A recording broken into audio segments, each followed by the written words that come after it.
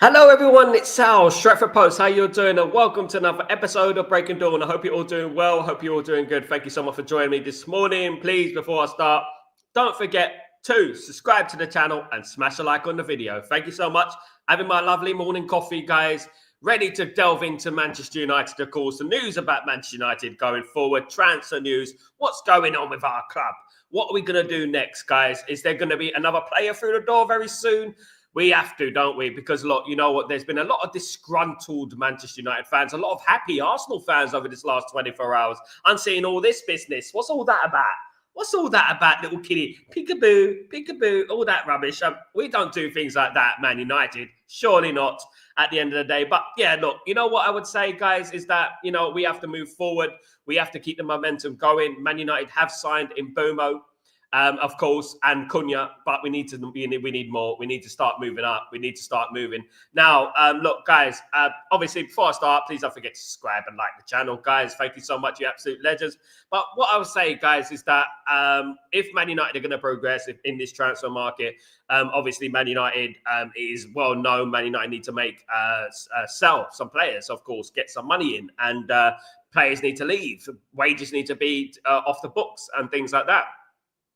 But what I would say is that if Man United manage to sell the likes of, obviously, Garnacho and Anthony, and of course, Garnacho and Anthony are not going to America. They're going to be staying in England or wherever they're going to be staying, and they will be looking for another football club. If we manage to get rid of those, if we manage to offload those, then Man United will manage to have enough funds to fund other areas of the football pitch. Now, a very important area of the football pitch is the midfield position. I know that we're talking about the strikers. I know Man United need a striker, but equally as important is the midfield position. And I don't think Man United need one midfielder. I actually feel like Man United need two midfielders in there. I actually feel like Man United need, a couple, a number 6 and a number 8. So I'm looking at the players that are around the world, and nothing nothing there strikes out at me that says that it's going to win us a title, apart from a couple of players. 2 players that can win Man United a title. Who are they?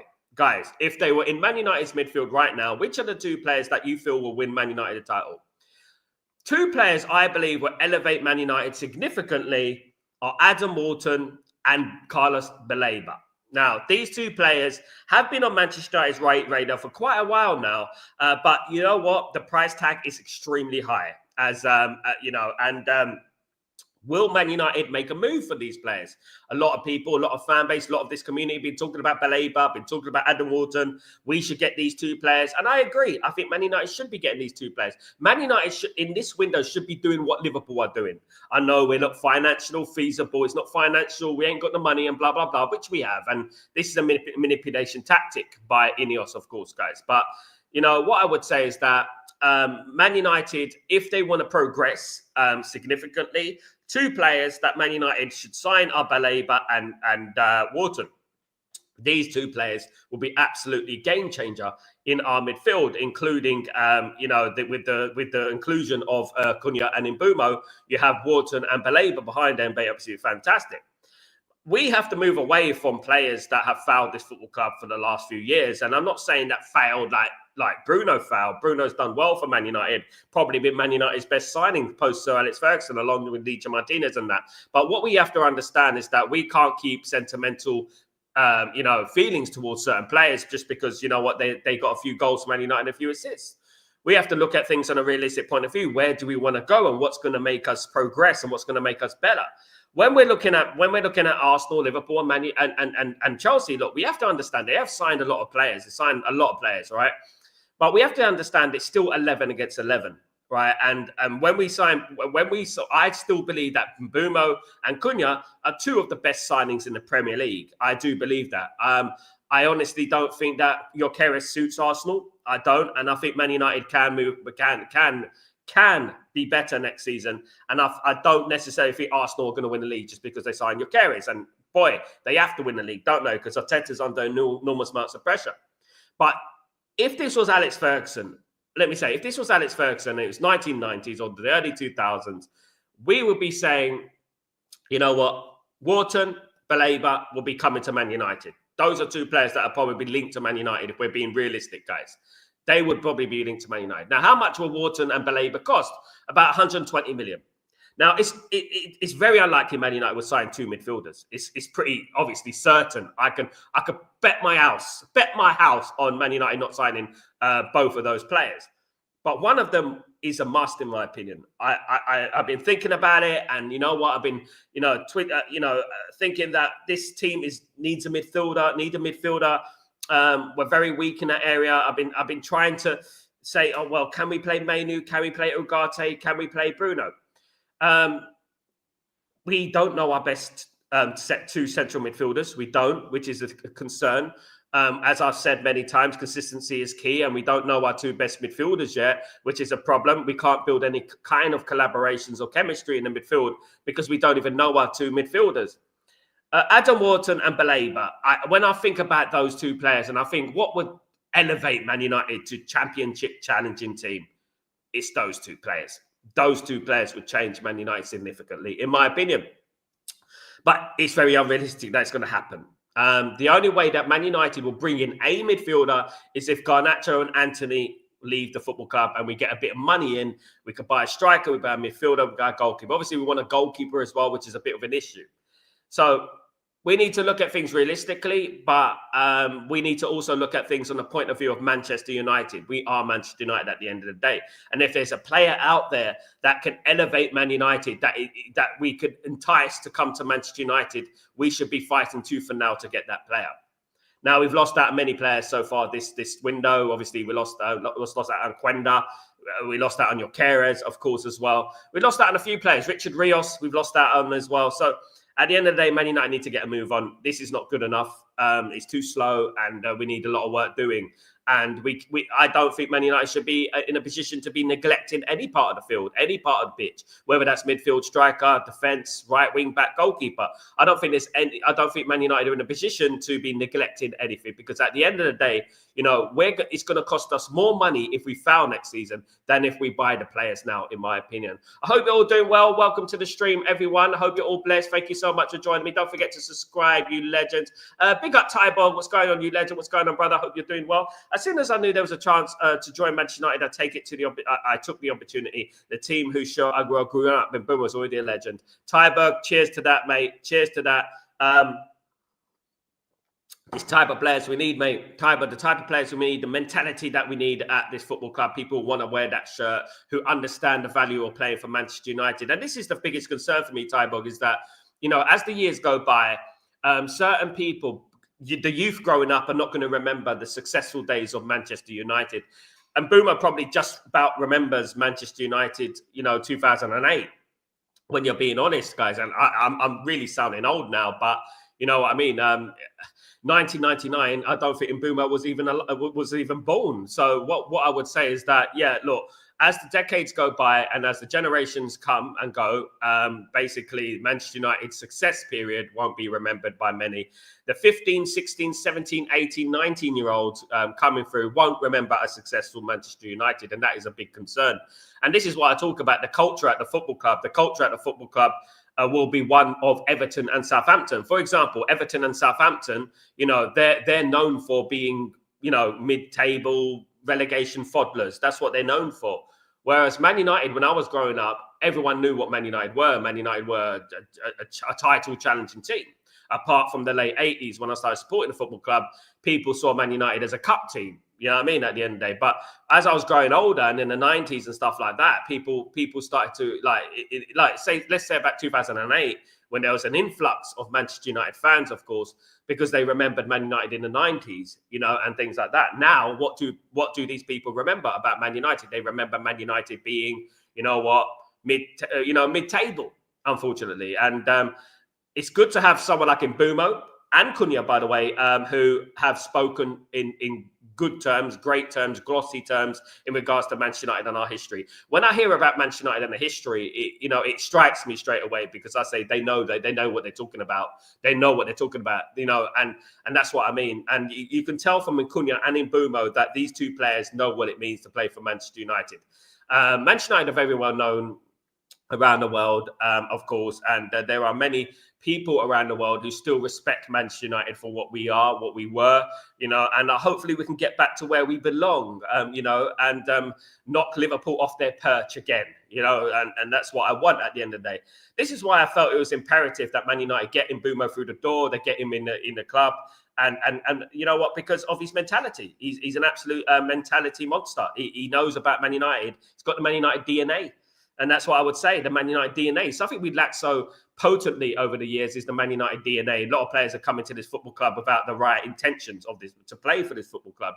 We've had some disaster stories, haven't we? Big up, Tybog. Hope you're doing well. Good to see you. Big up, Sanjay. Hope you're well.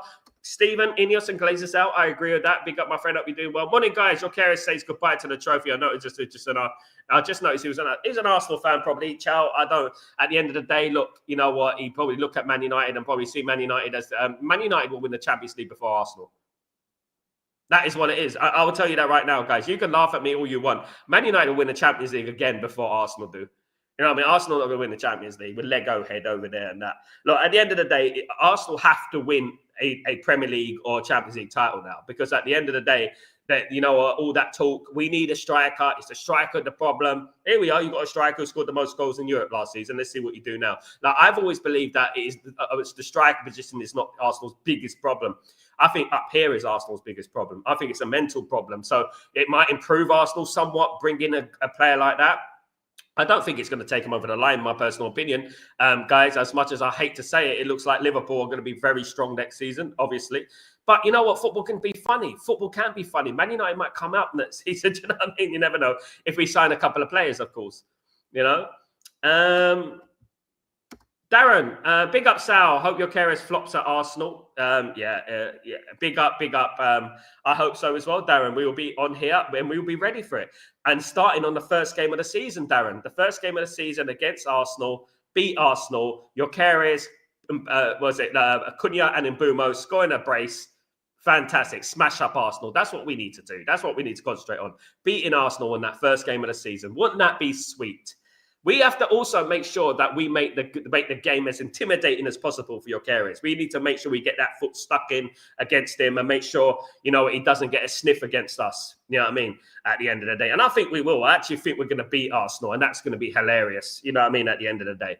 Hopefully, Man United will have a few more players in by then. Hopefully, we'll have a midfielder, a goalkeeper, a striker in by then. So, when we start the game at Old Trafford, it's going to be vibes. It's going to be loud. It's going to be energetic, and that's what I want: a loud, energetic Old Trafford. An intimidating atmosphere that crumble Arsenal. Of course, guys, that'd be brilliant.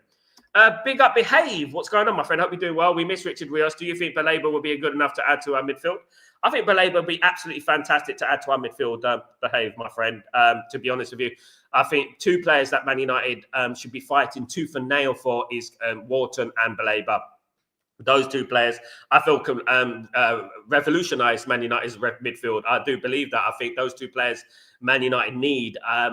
Look, sometimes it just doesn't work out for players, and the biggest issue Man United have got is our chemistry, is our collaborations within the football team. For example, the midfield two, the centre back three. We don't have a consistency there. We're always chopping and changing it, and it's never consistent. You never have a couple of games even where we're playing the same lineup, and that's the problem. Because we lack that chemistry. Back in the day, I can even say that off the cuff. I could say what the team was in 1994, what the team was in 1996, what the team was in 1999, what the team was in 2008, because we had a consistency there. Now I cannot tell you what the team is. For the last 15 years, it's been a scattering of players in the sides. You know what I mean? I would say. But you know what? To be honest with you, if Man United managed to get a Baleba, if they managed to get a Wharton in the football club before the end of the window, I think that'd be absolutely fantastic. If INEOS want to be taken seriously as an ownership, they have to make signings like this. Liverpool are absolutely embarrassing us at the moment in this transfer market. I know they got the 100 million, from the Champions League, but come on, they spent over 350 million and they're still going after more players as well, guys. They're not resting on their laurels. They're going after more players. Where's that money coming from? FFP and PSR, son. What's going on with that? So what I would say is that Man United need to sign a midfielder and need to sign, a striker, definitely. If we can get one of those two in, fantastic. If Man United, listen, if Man United, for argument's sake, got Baleba and Wharton through the door, that is going to change everyone's perception of INEOS completely. That's what they need to do. And yes, it's going to be expensive. It's going to be expensive. Of course, it's going to be expensive. But at the end of the day, it's going to be more profitable long term. You know what I mean? Investment into the team that is going to hopefully get us into European competition again. You know what I mean? Because that is what Man United need. And that is what a rebuild is. A rebuild is this. This is what a rebuild is. You know what I mean? A rebuild is not one odd player here, one odd player there. It's a complete, absolutely clear it out. You know what I mean? And that's what you do. At the moment, we're a derelict building, and we're basically got sweeping the floor, hoping everything will be okay. We need a lot more than that. Absolutely. Big up, Coco. How you doing, my friend? Hope you're doing well. Big up, Behave as well. Morning all. We are looking at any ball playing midfielders who can be out of the fan base. Maguire and De Ligt haven't got a Scooby. Big up, Bill. Look, you know what? There was a lot of praise from Maguire, last season, of course. I think De Ligt did okay. I don't think he was that bad. I do think Maguire needs to leave, though. I think De Ligt was good. He's tackling, he's ball winning, his ball retention was absolutely one of the best in the league, if you look. But with Maguire, I do think we need to move on from these players. And it's not only about the ability, it's about the mentality. You're looking at these players and you're thinking they have a serial losing mentality. Lots of them do. And you know what? When you think about from 2014, for example, when Luke Shaw signed for Man United all the way to now, you think about how many managers they sacked, how many trophies they've lost. When I was growing up, I can only think of a handful of games that we lost, like finals and things like that. When I was growing up, there weren't many finals that we lost. Nowadays, we're losing them for fun, and we're losing them to teams like Tottenham. So, look, at the end of the day, Man United are slow building up from the back and also in the midfield, and that's something we need to fix. In the future, I would like to see Lenny Yoro, Aiden Heaven, Mazraoui maybe in that defense, and you know what, build it up. Build it up from a young team and make it more, potent and quicker. Because at the moment, I do believe that Man United are slow. Built from the build up to the transition from defense to midfield, from midfield to the attack. I think we're very slow, in my opinion. Morning, Gray. How you doing, my friend? Hope you're doing well. How was your chitty going? Have you been up to? Lots of things, mate. Lots of things. If I told you, I'd be here all day, my brother. Absolutely. Big up, Gray. Big up, Sal. Big up, Ricardo. How you doing, my friend? Good morning. Hope you're well. Good to see you again. Ephraim, good morning, Sal. Do you think Amorim players did not choose Amorim? Why is that? Because players are not loyal, Ephraim. Players are not loyal. Players don't care about affiliations. Let me tell you that right now. Players do not care about, he made me into the player. Let's not forget Quenda, Gyokeres, Diomande, Ignacio, Hurman. These players were made by Ruben Amorim. Gyokeres will probably be playing for Shrewsbury Town if it wasn't for Ruben Amorim. But unfortunately, these players concentrate on their own self. They're selfish. That's what they are. Look, at the end of the day, a footballer's career is short. They're not going to be thinking about signing for Ruben Amorim, sentimental and all that, because he wants to play in the Champions League. If Man United win the Champions League, I'm telling you, 95% sure that Gyokeres would be signing for Man United. Absolutely. Forget about all that he supported Arsenal business. He'll sign for Man United. He wants to play in the Champions League. And this is the selfishness that comes with football. There is no loyalty, Ephraim. And, it's not like the old days where people were more loyal, people had more respect, people had more morals. Not anymore. At the end of the day, I do sound like an old man now, but this is the truth, And to be honest with you, look, I didn't expect, I expect nothing different from someone like Gyokeres, who's very arrogant. You can tell he's very arrogant, you know what I mean, at the end of the day. And you can tell that, he only thinks about himself, which is fair enough. But you know what? I won't be his cheerleader next season. I'll be hoping that he actually flops. And that's what I'll be hoping for next season. That's what I want. Absolutely. Coco, Baleba was a definitely chance. I also think Douglas Luiz is underrated, sharp, and possible affordable. I think Coco, that I'm surprised that Man United haven't done any movements with Douglas Luiz in the last few weeks. Obviously, with the Sancho news, Sancho going to Juventus for 15 to 17 million euros. I'm surprised Man United haven't tried to get a player in there as well in exchange for Jadon Sancho. Maybe a Douglas Luiz there, Coco, as you said. I think Man United do need to be a little bit more shrewd and a little bit more quick in regards to the way they think, because they were very slow off the mark in regards to things that are creative in the transfer market. We're not creating anything which is, like surprising. Like, wow, Man United done that deal. That's good. We killed two birds with one stone. Whether they don't rate him, they probably don't. They might not rate Douglas Luiz. They might not want Douglas Luiz. But when we look at our midfield, mate, our midfield is redundant. I'm looking at our midfield and it's too slow, guys. We have to be realistic. We got eyes at the end of the day. Do you know what I mean? And this is what we have to do. We've seen this before. We've seen this story before. This is the thing. The striking thing against Leeds United, it's not the fact that it was a friendly. We know it was a friendly. We know it's not important. But characteristics, the things that we saw on the pitch, were the things that happened last season.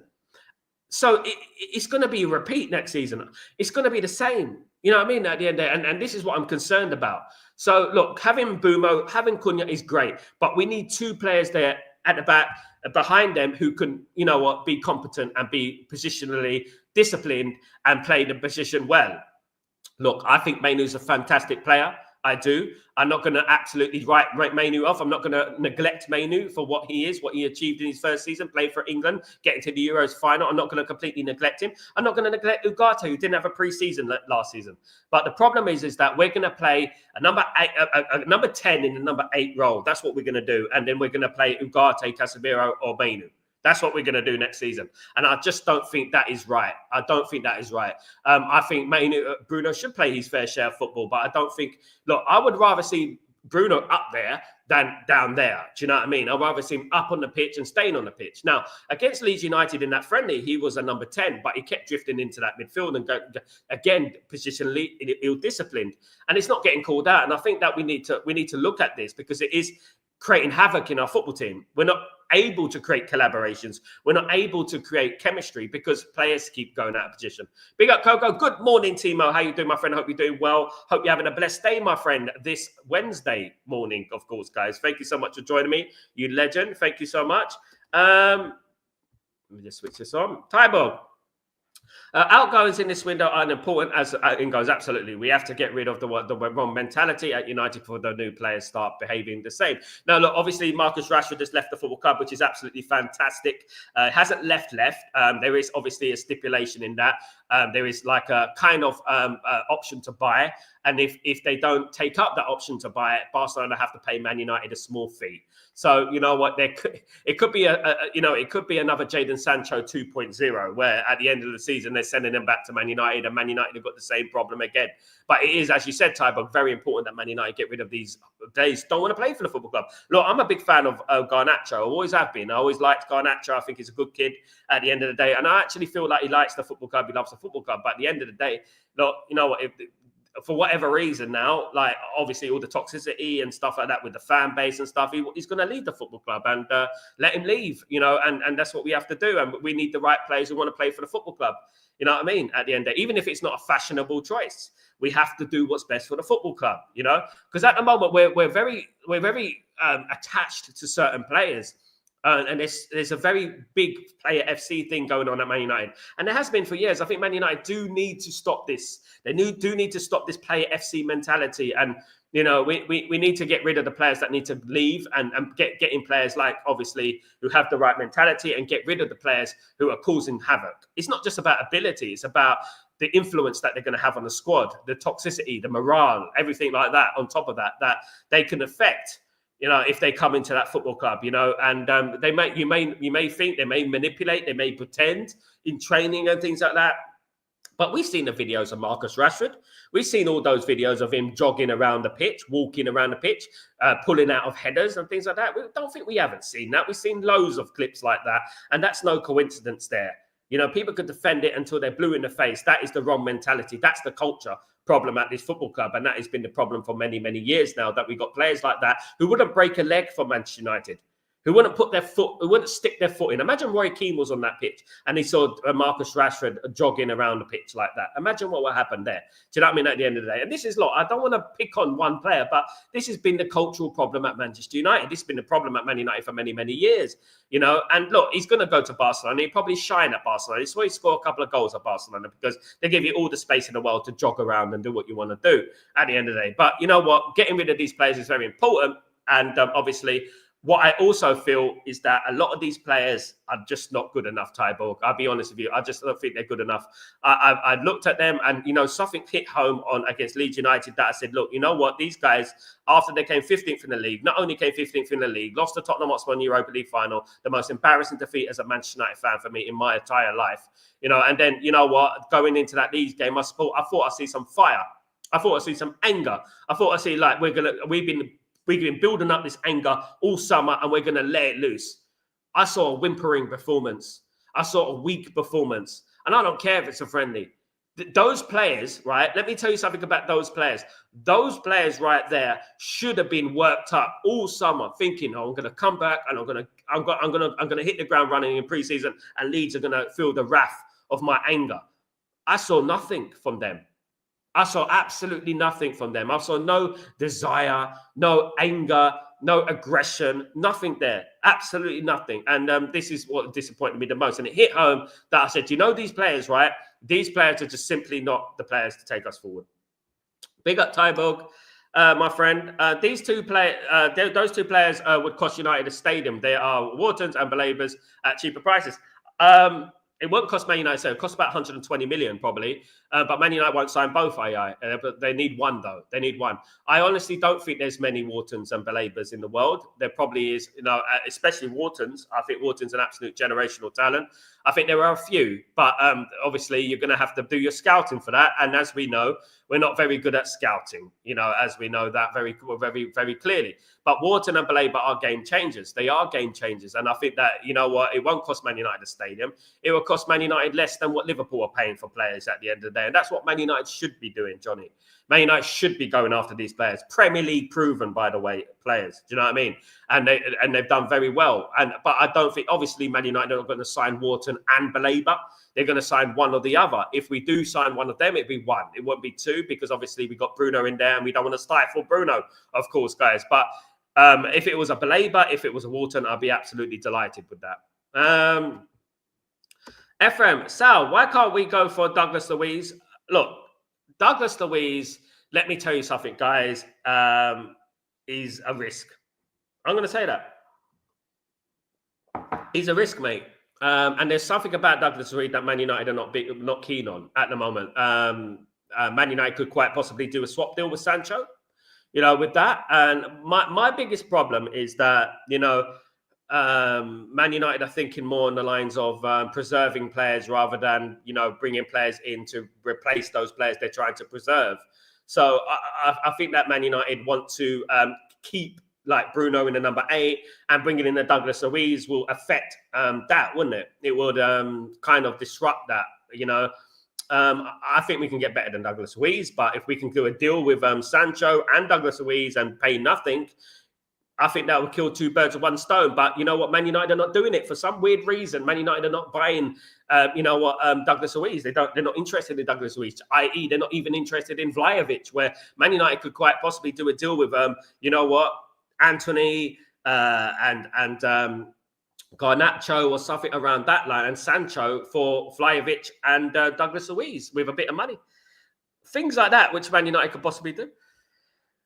Big up, Ricardo. If United were interested in Rios, I believe we have gotten him. He is only Benfica. Yeah, they would have gotten him, Ricardo. Man United were interested in Ricardo. Man United were interested in Richard Rios. Man United have been interested in Richard Rios since last year. But it doesn't matter if you're interested in him.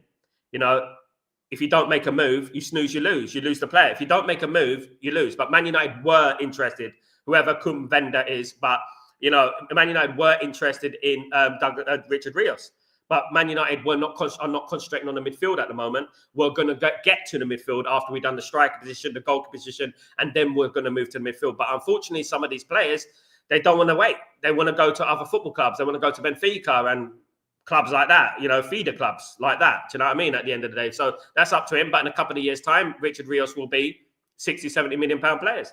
Absolutely. Man United were interested in him, though. I have a very good authority. Fergie had the full control of United. Amorim is up against INEOS, and the Glazers doomed to fail. Prove me wrong. Fergie was different. Bill Fergie was there from the 80s, 1986, all the way through. Built his legacy, completely had the authority to change the football club. One thing Fergie didn't have in his initial stages at Man United was the Glazers. Up until 2005, he didn't have the Glazers, but by 2005, Fergie had already built his dynasty. He'd already built winning teams. He already knew everything. He knew everyone from the coffee lady, the tea lady, all the way up to the CEO. He knew absolutely everyone at the football club. And you know what? He was allowed to do what he wanted at the football club because he was the messiah. He was the main man at the football club. He was the godfather at that football club. Since he's left, obviously, everything has been exposed more of what it is, And what I would say is that I hope that Ruben Amorim has some sort of authority at that football team, can build something, Bill, in regards to having patience in regards to how he builds this football team, because there's going to be some rocky times, guys, coming up. There's going to be some bad times coming up. There is. And what I would say is that we have to stay patient with the manager. We have to make sure that we're backing this manager, just like we did when we backed Sir Alex Ferguson. We have to back him, at the end of the day. And because we have to look at things contextually. We have to look at it and think, look, you know what? He hasn't brought in any of his players, blah, blah, blah. We bought a couple of these players now. So that is nothing, to be honest, what needs to be done. You can't move a 15th place team and move it up to fourth with a couple of players. We need a few more, of course. At the moment, as you said there, Bill, with the way things are going, if things stay like this, he'd be doomed to fail. Absolutely. I mean, we'd be insane to think that, bringing in 2 or 3 players is going to absolutely change the dynamic of Manchester United at the end of the day. He needs another 5 or 6, in my opinion, to make a significant difference. Absolutely. But as I said there, I said what he needs to do, what us as fans need to do, we need to back Ruben Amorim and make sure that, we're not turning him on, calling him names and stuff like that at the end of the day. That's what I would say. Because we know the problems. Insanity, doing the same thing over and over again, expecting different results. So I fear this wrong mentality players did not go. It will be difficult for new players. Isn't there a coincidence, Ephraim? I'll give you an example. I'll give you an example of Mazraoui last season. Mazraoui signed for Man United. Every time he was playing, he was getting 7 and 8 out of 10 because he was so good, right? As the season went on, you saw Mazraoui get 5s and 6 and then 4s and 5s, out of 10 every single game. Why is that? It's because the infectious culture at Man United, like I've been saying for many, many years, not years, but the infectious culture, but it has been years, to be honest, since 2013. But, the infectious culture at the football club has infected many of the new players that have come in. There is a bad culture at Man United. And then you think about players who signed for Man United in the past, and even though they weren't successful, you think about Alexis Sanchez, for example. Let's think about Alexis Sanchez. As soon as Alexis Sanchez signed for Manchester United, he wanted to leave the same week. Why is that? What is going on there? What is so bad at Man United that we're not? And obviously you think about it and you go, the Glazers, the way the football club is run. Because when Man United were, in our heyday, we were like a family club. We were, it was a great place to be. So what has happened since then? What's going on since then? Why has it been so bad? And you have to look at the glazing. You have to look at the top at the end of the day. The only thing that INEOS have served to do is make it worse, if that was even possible. Johnny, can we negotiate for Angie Sancho from Chelsea, baby? You want to fund Chelsea again, Johnny? Yeah, you want to fund Chelsea? I don't know about funding Chelsea. I'm a bit skeptical about buying players from Chelsea anymore, Johnny, to be honest with you. I'm a bit wary of that now, because at the end of the day, I don't think personally, I think it's very underrated in regards to the way Chelsea is a graveyard for players. I think that Chelsea don't really develop players. They could prove me wrong. I don't think they do. I think that a lot of players go to Chelsea that fail because it's Chelsea. And I think that is highly underrated. The only reason they succeed is because they buy 20, 30 players, and one of them or two of them will obviously succeed. But in the grand scheme of things, most of their players fail. Players off the tour, absolutely, Milton. A certain few players are not, though. Marky Mark, good morning. How you doing, brother? I hope you're doing well. Good to see you. Yes, we need to hurry up with sales. I'm excited to see our new signings in Chicago. Glory go Man United. Absolutely. Guys, I can't wait to see it. Of course. Hi, sir. How you doing, bro? Big up, Fire. How you doing, my friend? Hope you're doing well. Marky Mark. We did get spoiled with Sir Alex. I don't think that we would foil this hard, but I knew it would have I knew it'd be a dip in form. But you know what I used to think? I didn't used to think of it too much about Sir Alex Ferguson when he left Man United, etc. I didn't used to deeply think about it because it was kind of a reality I didn't want to think about. But what I did when I did think about it, I thought, you know what? When Man United We probably accumulated so much money over the last few years. We're obviously going to build a new team and we'll get a good manager in. Unfortunately, Man United, when Sir Alex Ferguson left the football club, we've done things completely wrong. We brought in a guy like David Moyes, who was completely out of his depth and completely disrupted the whole team, the whole squad, everything. What Man United needed, when Alex Ferguson left, Man United needed as a minimum change as possible. They needed to just tweak it a little bit, a bit like what Liverpool have done. So since Jurgen Klopp left Liverpool, they tweaked it. They brought in Arne Slot, okay, but they didn't change too much. Man United completely moved that, the backroom staff, all this, that, move this, showing videos of Everton and stuff like that to serial winners and everything. It was an absolute chaos, guys. And we all know that David Moyes was never good for the football club. Who did Man United need back then? It was obviously a Jose Mourinho, a Pep Guardiola, a Jurgen Klopp, a Carlo Ancelotti. That's what Man United needed then, right? They needed to just remove Alex Ferguson and put in a Carlo Ancelotti, someone like that, serial winner, respect from the players, and that's it. But when you're bringing in a two-bob David Moyes manager into there just because he's Scottish, right? That is what effed Man United up completely, in my opinion. Big up FM, smash the like and subscribe. Big up, thank you so much, my friend. Hope you're doing well. Big up everyone, of course. Sign Belabor, big up Roy Atletico. How you doing, my friend? Hope you're doing well. Good to see you, mate. Hope everything is blessed. Big up yourself. Hope you're blessed. Thank you so much for joining today, my friend. Good to see you. I think the Arsenal problem is the mentality of the team, so they are too emotional. I think so as well, and I think this is highly underrated, FM. I don't think that Gyokeres is going to come in there and Man United and Arsenal are going to absolutely storm the Premier League. I don't think that's going to happen. I actually think that Gyokeres will have an average season next season, and people can cut me on this as well. I actually think that he'll have a goal score. He'll score goals, but he's not going to absolutely smash it with 40 goals a season. He's not going to do that. I think he'll have about 15, 20 goals, and I think he'll do all right. You know what I mean? I think that's about it. I don't actually think that is Arsenal's biggest problem. I think that Arsenal's biggest problem is a serial losing mentality, and that's what it is, not getting over the line, of course. Coco, Euro will do a job, Gyokeres, as a welcome gift. Come on, Coco, we need that. You know what? Look, at the end of the day, we got some players at Man United that I look at and I think, yeah, I'm glad he's ours. You know, one of them is Lenny Yoro. So glad we signed Lenny Yoro. Absolutely delighted we signed Lenny Yoro. We could have got Jarrett Branthwaite. We got Lenny Yoro. What a blessing in disguise that was, wasn't it? At the end of the day, I'm so glad we got Lenny Yoro. I'm so glad we got Aiden Heaven. You know, I'm so glad we got those couple of defenders right there, absolute beasts and generational talents to go forward, guys. Absolutely, I'm delighted with that. You know, there's a few players there in our squad that I like, but there's a lot of players in that squad that I don't like. I'm really worried about. I have no doubt that Man United will go into that Arsenal game and absolutely be on fire and beat Arsenal. I have no doubt Man United can do that. We've proven it in the past. We've beaten Arsenal at the Emirates with 10 men. You know what I mean? At the end of the day, saving the penalty, referee against us. We do things like that. But don't be surprised, right? With this current crop of players, right?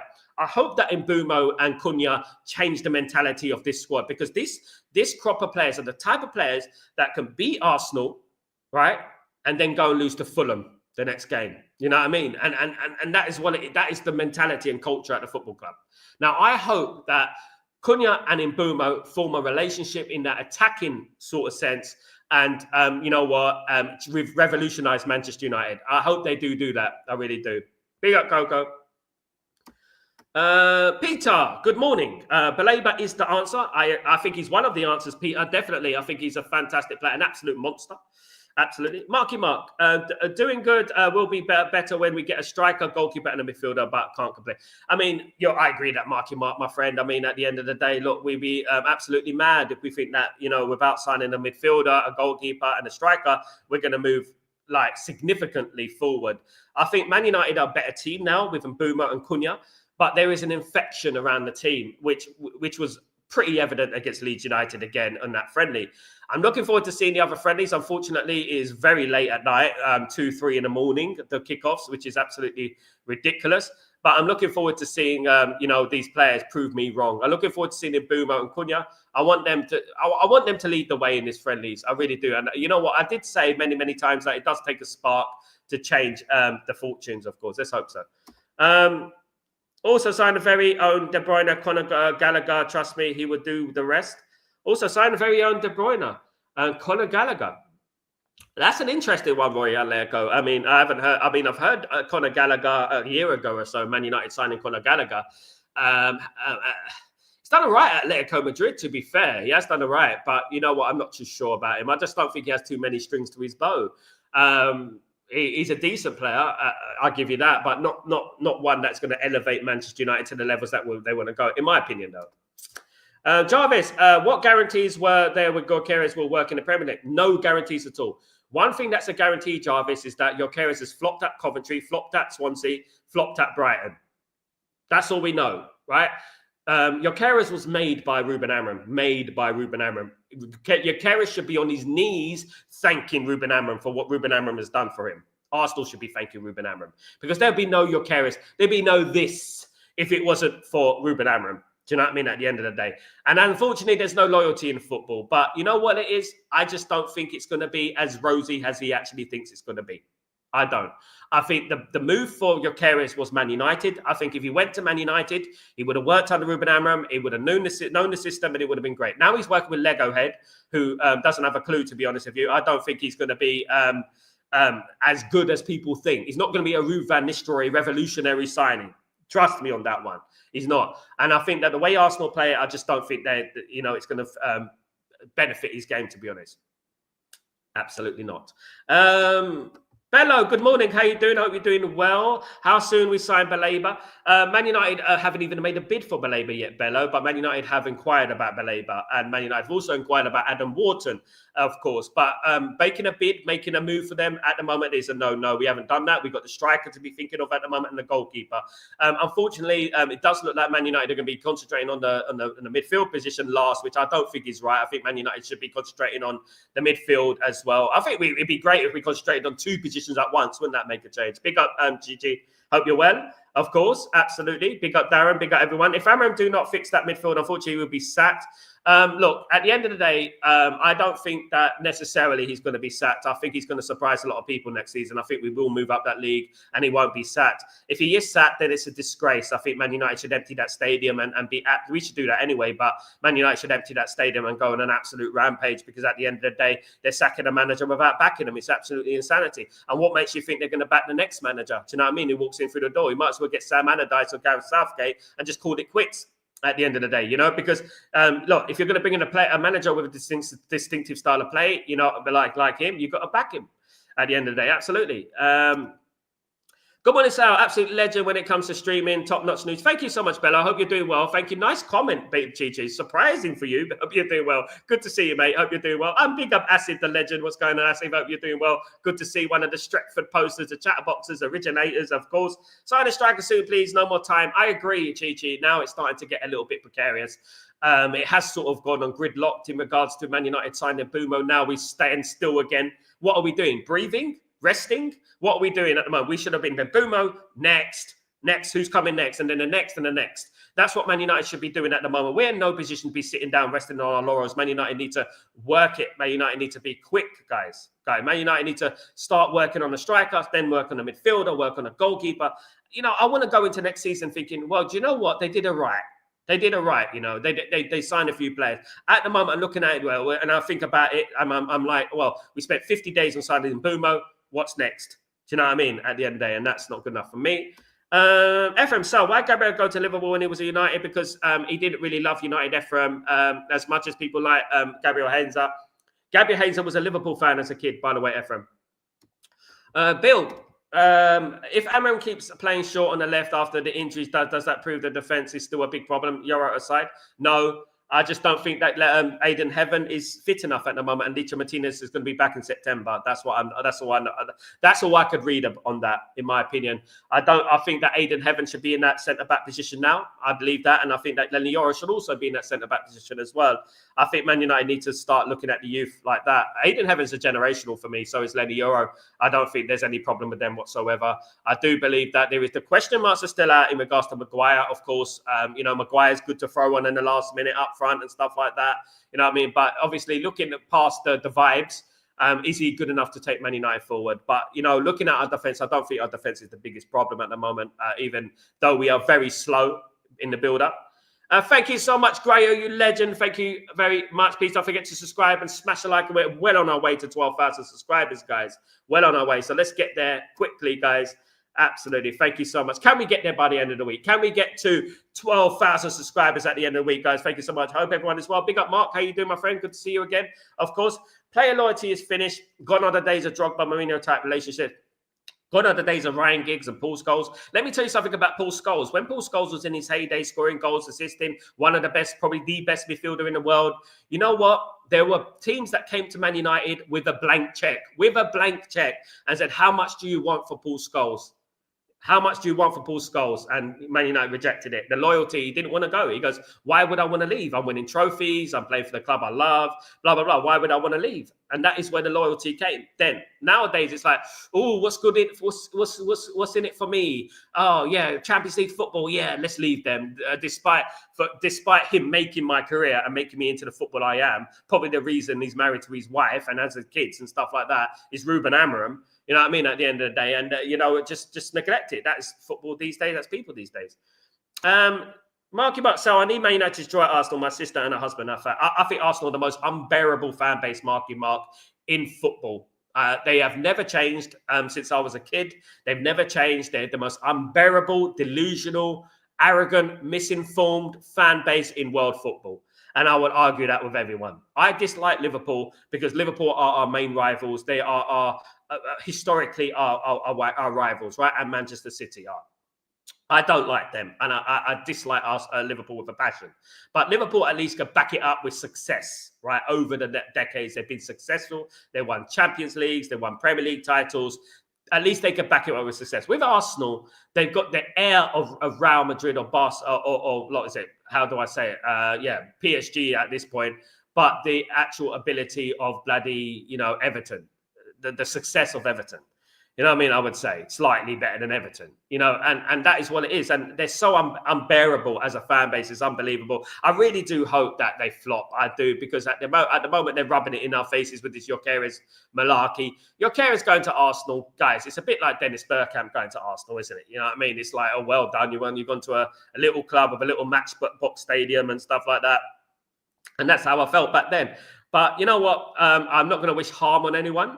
But I do wish that he flops at Arsenal, and it would be extremely funny if he ends up like Darwin Núñez. Absolutely. Big up Marky Mark, my friend. Good to see you, of course. Guys. Big up Sniper Man. What's going on? Good morning. How you doing? The first thing is, if you were in the sole owner of Man United with Saudi money and why encourage team building activities, the first thing I would do, Sniper Man, is get rid of all the players that have fouled this football club from the beginning for the last, few years. I'll say, right, you, we don't need you. Thank you for your service. Here's the money. You're gone. Who else is at this football club? It's been there for years. Medical department. Get rid of the medical department. That's what I would do. Think about rebuilding Old Trafford. Make Old Trafford into a fortress. Make it into a scary stadium. Make it intimidating. Probably get rid of Fred the Red because it's too nice and lovey-dovey and family-orientated. I want to make it an intimidating cauldron of a stadium. That's what I want to do.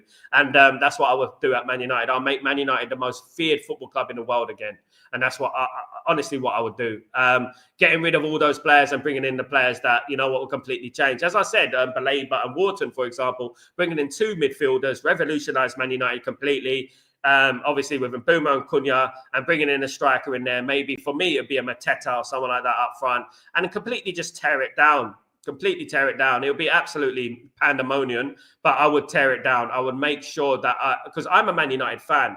I'm not a Saudi, but I'm a Man United fan. So if I had the money that the Saudis had, this is what will happen. This is what we'll do, because I would actually be going with my ideas, with my heart, not my profits or my personal vanity. You know what I mean? I won't be going on. I'll be going with Manchester United. I want to see Man United up there. I want to see Man United as the champions. I don't want to see us being 15th bloody mid-table again. I'll be like that. Absolutely. Big up, my friend Albie. What's going on? The legend, the member. Guys, don't forget you can become a member. Thank you so much, Albie, for joining. You absolute legend. Great content coming very, very soon, guys. I'm still in preparations for it. I'm doing some great things behind the scenes. But thank you, everyone who's joined. And guys, thank you so much, Albie. I hope you have a fabulous day, of course. And good morning, Pearl. Hope you're doing myself exactly. Gyokeres with you. Sal, truth. At the end of the day, you know what? I'm not going to flip-flop here and say, oh, yeah, not... I'll be unhappy with signing. Gyokeres would have been a fantastic signing for Man United, absolutely. But going to Arsenal, it's demoted him, to be honest with you, his valuation. I would also argue that why haven't Real Madrid, Barcelona, Bayern Munich, PSG, all these teams out there have not gone for Gyokeres. Don't you think that's a little bit weird? I did see a little bit of a stat going on that covers Gyokeres in regards to the teams he scored against, the penalties he scored and stuff like that. It's quite interesting. I might find it and bring it on the show later on. But yeah, it is quite interesting. There is something there, like, you know what, that he's not as good as people think. Kenny, big up. Preseason is important. If we perform like crap, we will crap it. Absolutely. It's true, Kenny. What happened last season, Kenny? I was up at 3 a.m. watching Liverpool against Man United in Dubai, and we lost 4-0. And it didn't hold us in good stead. Didn't hold me in good stead. I felt like crap afterwards. One of the worst bloody things you can have in the 3 a.m. Bloody hell. They say that 3 a.m. is the demon time, don't they? Bloody hell. That was awful. You know what I mean? At the end of the day. And I was watching that the game and I was like, bloody hell, what have we let ourselves into? And we never quite recovered, isn't it? At the end of the day. Mark, you absolute legend. Thank you for your generosity and your kindness. Thank you for the super chat, my friend.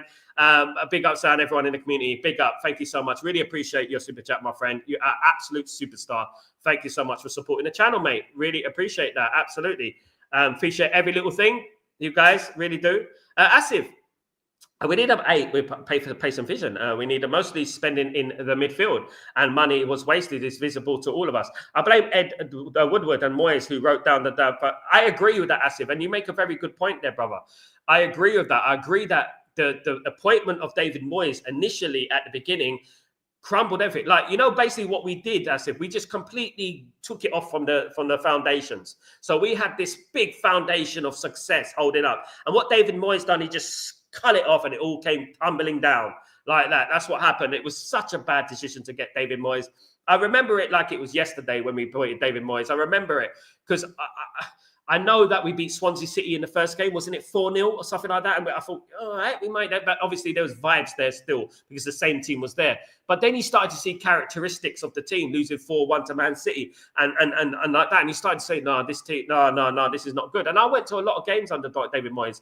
I did. And I just don't think it was the right choice. Absolutely. It was probably one of the most crucial, critical moves that Man United made that absolutely destroyed us. It was critical. It was absolutely critical. The dagger to the heart when we got David Moyes. It really was. We needed an Ancelotti. We needed a Jose Mourinho. We needed someone of that ilk then. Because back then, there was obviously Rio Ferdinand, Nemanja Vidic, Michael Carrick, Robin van Persie, Ryan Giggs was still at the football club. Carrick was still at the football club.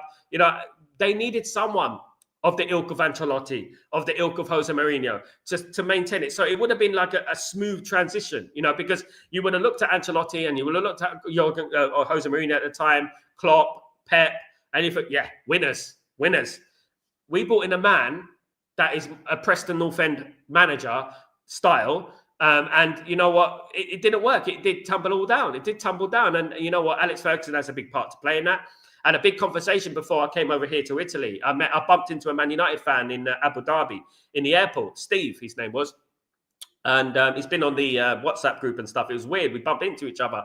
And he was talking about Alex Ferguson, saying that Alex Ferguson, made some great things. He'd done great things for this football club, but he also done some bad things for this football club. One of which was him having the full authority to pick the new manager. David Moyes was obviously picked for sinister reasons. He was not picked because of his managerial ability. I would argue that with everyone. He didn't do amazing at Everton. It was a riot. He had a decent team, but, it was a riot. It was a risk that we shouldn't have taken. Because he's Scottish, we shouldn't have done that. You know what I mean? And unfortunately, that is just the way it was. And we have been trying to recover from that time ever since then, of course. Jarvis, I'd be happy with these midfielders mentioned partnering Gyokeres and midfield. I generally believe it was a big mistake that Amorim did not to use him in the final. I agree, mate. Spot on. Sal, why are we not good when the team plays low block? Because lack of IQ, Ephraim. Man United, over the last year in particular, but I would argue it's been about 2 or 3 years, teams set up against Man United and very simply, it's very easy to defend against Man United. And I tell you why. It's not to do with the formation. It's not to do with the tactics. It's happened with 4-3-3. It's happened with many other formations as well. In the Premier League, you need pace, and we're very slow in the build-up. We're very slow. And when we get to the attacking third, we're not very bright. We're not very creative in what we do. Also, we're not very good at crossing. So what we do, right, Man United will get up to the final third. I don't see any overlapping runs. There's no overlapping runs, no support. Like, you know what happens when over the years, Man United have always had an overlapping runs, whether that was Gary Neville, David Beckham, whether that was Ryan Giggs or Dennis Irwin. There was always an overlapping run. Man United don't have overlapping runs anymore. And also, Man United are very predictable. They get to the byline, cutting. Get to the byline, cutting. That's what they do all the time. Why don't we get on the outside, go on the outside of the defense, pass it in on the overlap, get the crosses in like that. Pace, pace, pace. We need to be relentless, and we're too slow. We'll get to the final third, and we're like, hot potato, hot potato, hot potato. You know, and that is what happens. And then when teams are playing a low block, it's very easy to defend against. Very easy. This is why last season and other seasons as well, it's been very tight games, 0-0, and we end up losing the game 1-0. Even though, you know, but we have good possession, but you know what, we're just not, how do you say, ruthless enough. Absolutely. Kenny, I honestly think Ugarte just needs to improve his passing range. Big up. We can't buy every player, but the only mistake we made was letting Bruno stay. Lynches, a lot of people sentiment your feelings, mate. At the end of the day, I do think there's a lot of people out there who feel the same as you, mate, that we should have moved on from Bruno. Unfortunately, it's not going to happen now, is it? Bruno probably retire at Man United. He probably played to Man United till he's about 35. Unfortunately, that is the way Man United are run now. And this is why I don't want to hear anything about we've got no money and stuff like that and all that nonsense, because at the end of the day, we decided not to take the 100 million. We decided that, you know what I mean, at the end of the day. Mark, Rashford on loan with an option to slap. Absolutely, definitely. I hope so. Bruno is the player who is stopping the midfield. Lynch, you know what? If I speak, I'll be in trouble. Absolutely. I must admit, I'm jealous of your United stories. I was born in Serbia and never had the financial power to follow United away or at Old Trafford. I found it all my life, but it's only the last decade I visited games. Look, I was the same as you, Tybo. I was born in a council estate in Leytonstone. I wasn't rich or anything like that, but every little thing I had, every little time I had, I tried to see the football club when I started working. And I didn't work in big buildings and corporate organizations, right? I worked I was a fishmonger. I was I was a security guard. You know, I was all these kind of things, earning minimum wage, going to see Man United. I would finish a 12-hour shift and go overnight, and it was difficult as well. But I dedicated my life to watching Man United, and I dedicated my life until I got married. I just felt, I had to put my priorities, and But I'm glad that you are watching games now, my friend Tyberg. Really good to see, and hopefully we get to enjoy Man United again. And at the moment, I have no desire. In regards to Man United going all the way from UAE to seeing Man United play, because I know that I'll generally be disappointed, unfortunately. But, financial restraints is difficult. It's very hard for a lot of people to see Man United, especially these days. I mean, you're looking at £400 tickets and things like that, isn't it? Big up, Tyborg. Big up. I will be going again soon. This Glazer thing is really, obviously, really... irritates me to the back teeth. Absolutely. Big up, Tyborg. Lynch, so you think this coach isn't trying to get rid of these players? What I think, Lynch, my biggest thing, I think the coach is trying to get rid of players. I do believe that it's impossible to get rid of some players. And I'll give you an example. Luke Shaw is impossible to get rid of Luke Shaw. He's got rid of Rashford on loan, because no one wants to buy Rashford. Let's be real. And Rashford is tunnel vision in what he wanted. He wanted Barcelona, and that's it. Sancho is going to be going to Juventus. So that, again, is a good move, isn't it? Then we're going to be looking at Anthony and Garnacho. So those two will probably leave. So he is getting rid of players. There is, however, a problem, which I feel that is his only problem. And that is being favoritism to some players. Some players he shouldn't be showing favoritism to. We should be fair in our in analysing players. We should be fair in regards to that. And one of them is Bruno Fernandes. And I know he's his countryman. I know they probably get on very well, but I feel like that, to change a team, we have to delete individualism. And that's what it is for me. Having watched Man United for nearly 40 years, individualism was never a thing. We had individual brilliance, but we always did it with a team ethic. At the moment, I don't think we are a team. I think we're very individualistic. And I think that, if Man United are going to change, they're going to have to move forward. We're going to have to move some players forward, even though it's unpopular. Sal, I'm sure United wanted money for a striker. Why would they discuss players like Sesko, Gyokeres and Rethinking? It is about they do have money. Sesko, they have Asif. They do have money. Absolutely have money. You can read between the lines there when they're talking about Ekatike and players like that. Of course, they've got money, but they will manipulate people, and people will fall for it. The fact that to pretend they've got no money, you know what I mean? Just to add that as a backup, a rope to fall on, so to speak. But you know what I would say is that Man United do have money. Man United have money for a striker, a midfielder, a goalkeeper. They do, and you know what? They just need to hurry up and get these deals done and start moving forward. In my opinion. Obo, good morning. FFP, PSR should restrict player evaluation and stop fining clubs for breaching financial. I am not a fan, Obo, I'll be honest with you, of PSR and FFP. I've never been a fan of it. I think it just harms the smaller clubs. It encourages teams to sell their best young players. I think it's actually had an adverse effect on football. I'll be honest with you. And I don't think it should be in football. I don't. I think you should spend what you have. And all this FFP and PSR is absolute nonsense at the end of the day. It's not helping anyone. It can be manipulated. People are manipulating the system. Manchester City manipulated it. And they're not doing nothing with Manchester City. They're not punishing Manchester City. So that takes away all the seriousness out of it completely, doesn't it, at the end of the day? Guys, thank you so much for joining me today. Absolute legends. Please don't forget to subscribe to the channel. And that, guys, let me just read the other couple of comments here. Tyborg, not playing in Europe could be very good sell. I honestly believe that we don't have a big, strong enough team at the moment. I mean, I hope so, Tyborg. I really hope so. It wasn't ideal because Man United have less money now, Ty. But what I would say is that now they've got no excuses, mate. They've got no excuses. They've got a week between games. Even our game against Fulham was moved from the Wednesday to the Sunday. So you know what? They've got time now. Absolutely. So there's no excuses. Big up, Tyborg, you absolute legend. Absolutely. Guys, thank you. Big up everyone who's joined me today. I will be back later on for Chatterboxer, of course.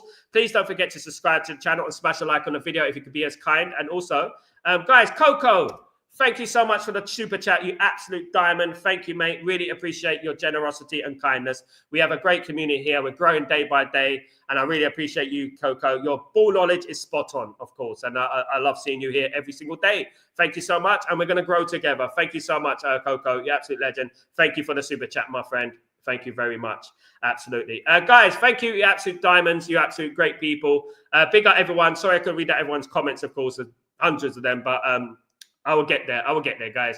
Have a great day, night, evening, wherever you're in the world. I'm Sal Warner. This is Break of Dawn. And I shall see you later on for Chatterbox. Don't be there or be square. Take it easy. Peace.